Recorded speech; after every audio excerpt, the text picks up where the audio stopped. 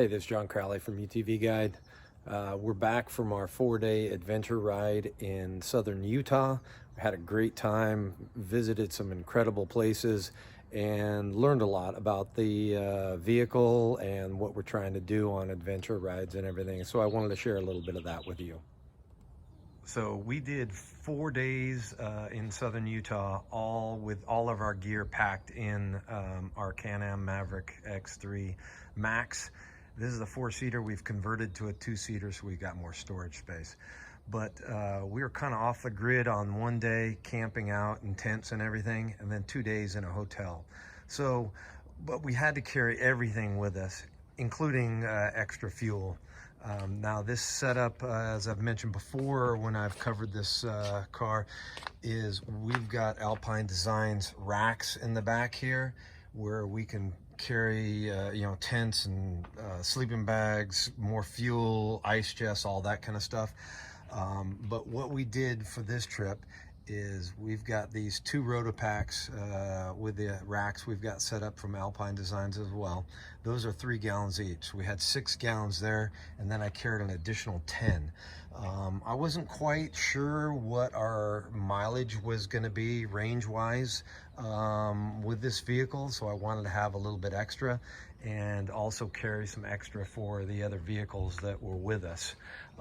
What I did find as far as cruising range is I was getting anywhere between 130 and 160 miles out of a tank, which is pretty respectable for this car. This is the the turbo vehicle that can suck the fuel down if you're pretty happy with your right foot. I'm on an adventure ride, so I'm trying to make sure that I can get to the destination without breaking down. So I'm driving very conservatively, and that definitely helps with the fuel. But I was pretty happy with 130 miles. And actually on the last day, we went from Escalante back down to Hog Canyon near Kanab, and I came in, I think it was 135 miles with the fuel light on and no bars, and it was still running. So I don't know how much further I could go, but that's kind of a data point that's nice to know. So a couple of things we learned on this trip. One, this car seems kind of big if you're looking at just being by yourself, but when you're driving it, it doesn't really feel that big. And what I like about it is you've got extra space to store your stuff without it being on top of you, and you can strap it down appropriately so it's not moving, and the car feels appropriately balanced with that much. I had 16 gallons of fuel with me, so that's a lot of weight. But it doesn't feel like it, so this car is built to handle that much weight in passengers, so it's no big deal to add that much weight in gear. So that was one of the big things. Another thing I learned is on storage, these racks that Alpine Designs did, there's 2 separate ones that go down lower than the tunnel. And that gives you the maximum amount of storage above it and keeps your heavy stuff low. But you can see that I've got some kind of wasted space underneath, and what I am thinking is a rack that goes all the way across on top of this tunnel. One piece all the way across would give you actually access to more room underneath, so it's almost like a dual level storage area. That would be kind of nice to be able to put some stuff underneath here, and then put a little bit heavier stuff on top that you need to strap down and everything and make solid, and actually make more efficient use of this area in the back seat. In the back, we've got this flip up assault tire carrier. I don't have the tire on it right now because I'm getting ready to clean this whole thing. I've just unpacked it a little bit, but the tire carrier, having it flip up like this makes a huge deal for me, because I can add more storage and utilize stuff back here. And I put stuff in this TMW rack and bag, which you know, was lighter and I wanted to keep dry. I had a loaf of bread back here that stayed not crushed and everything just in here because of this rack that the bag is supported in. Keeps it protected, so that was kind of nice. And there's quite a bit of storage space back there that you need on an adventure ride. The wheels and tires we used on this trip, this is an ITP Tenacity tire. It's a 10-ply that is a nylon belted radial, and we ran them at about 18 psi, and they're on ITP Hurricane wheels. And if you can kind of notice there, these the offset on these wheels push it out a little bit further than I'd like. This is already a 72-inch wide car, so I don't feel like I need to be any wider, and I'd like to suck that back in a little bit closer to stock for my preference. But if you can see, we did put 600 miles on it. Some of them were on asphalt, so you can see there is a little bit of wear on it, but not too bad for 600 miles. And pretty happy with this tire so far. It's a good size, no complaints. Like I said, we're running these at 15 to 18 psi. They are a little bit wider than some other tires. I haven't weighed them yet, so that is an interesting piece I need to figure out just to see what the weight is on them. But so far, pretty happy with these tires and wheels. So we have done a couple things on this vehicle as far as the suspension is concerned. The first is we did a dual rate spring kit from Shock Therapy, front and rear. We've got HCR Racing suspension front and rear as well. And we've also got Super ATV axles. So you can see on the back, they've got the trailing arm there. Again, the Shock Therapy dual rate spring kit, the Rhino 2 axles. And on the back, you've got the HCR radius links. And we've also added ZRP radius plate.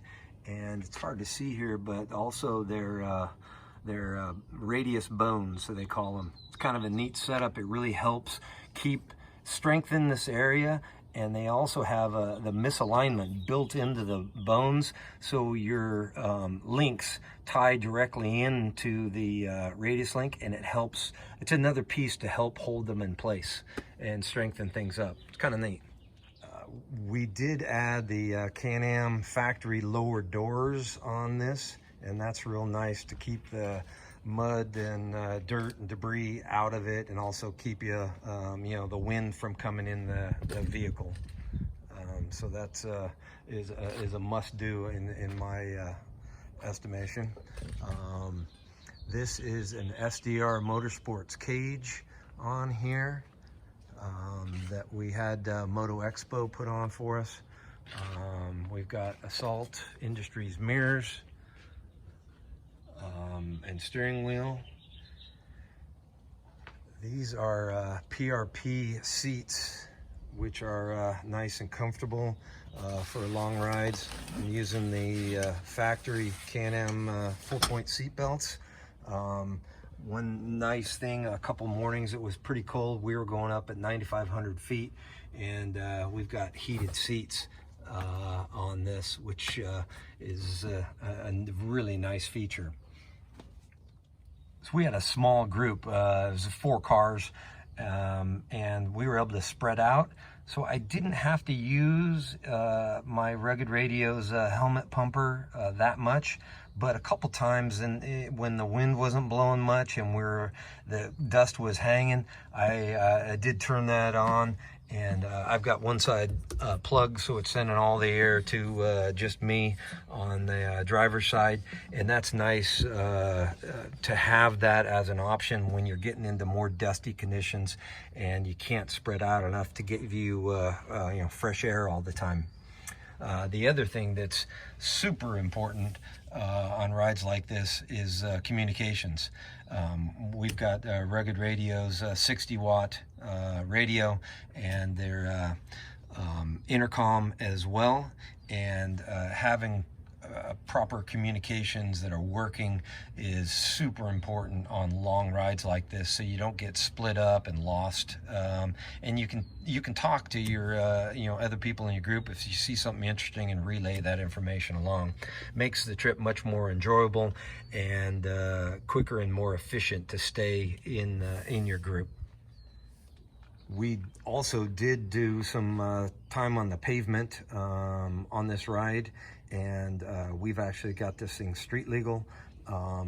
And as part of that, we used XTC Power Products. This has got a blinker kit on it, also hazard lights in your horn, and we've got them tied into these fang lights from XTC, and also the side blinker lights.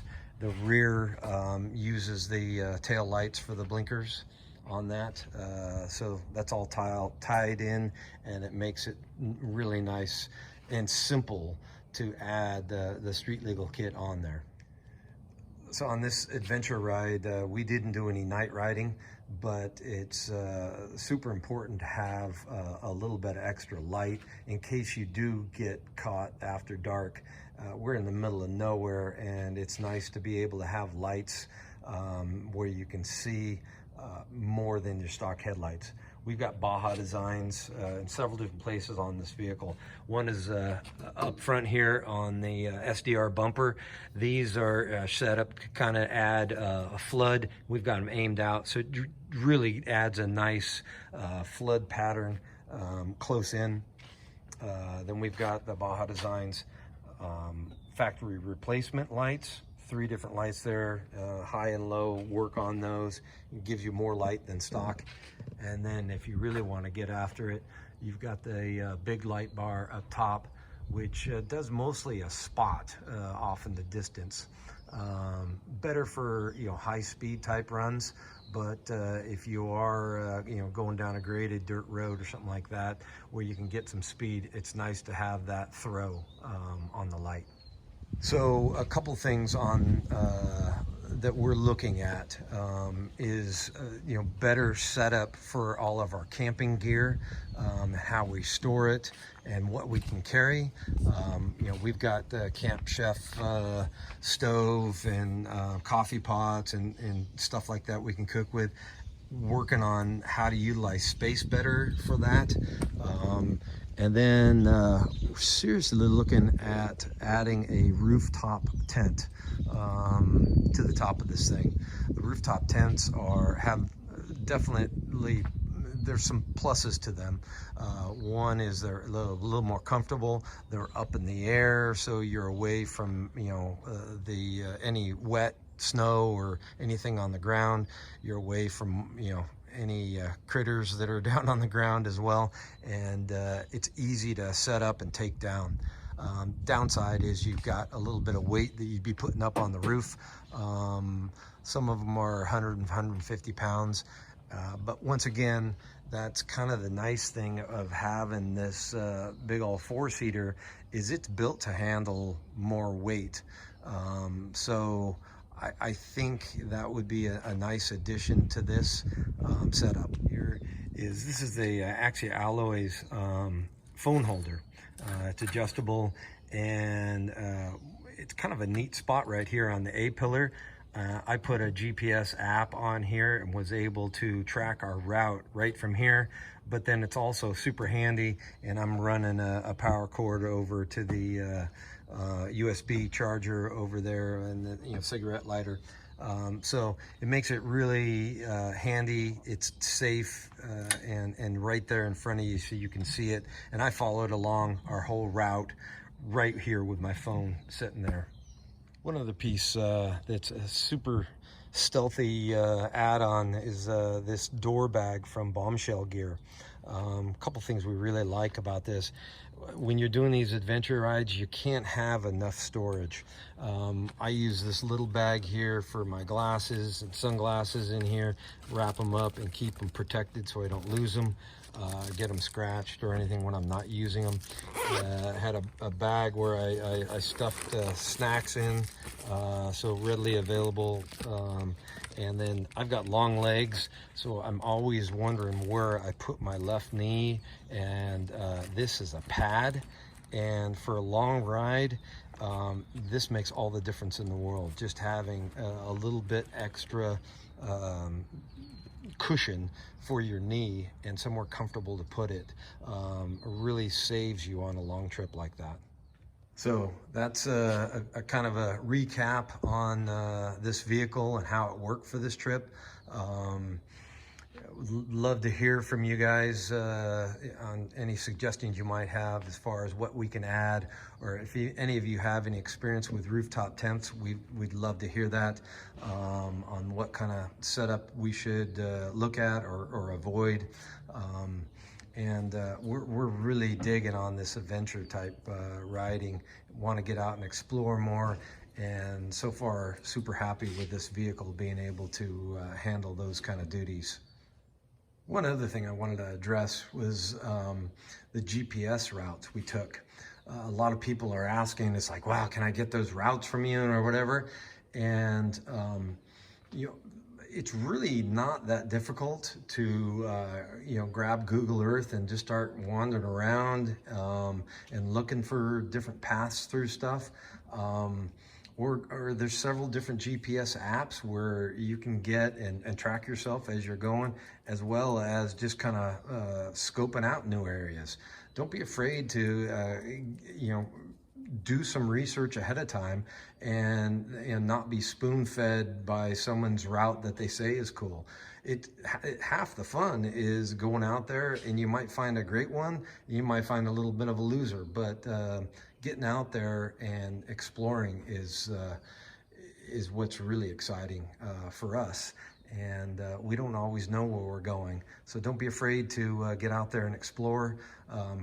Bring a buddy, have some radio and some tools. Don't drive like a maniac out there when you're in the middle of nowhere, because you got to get back to the trailhead.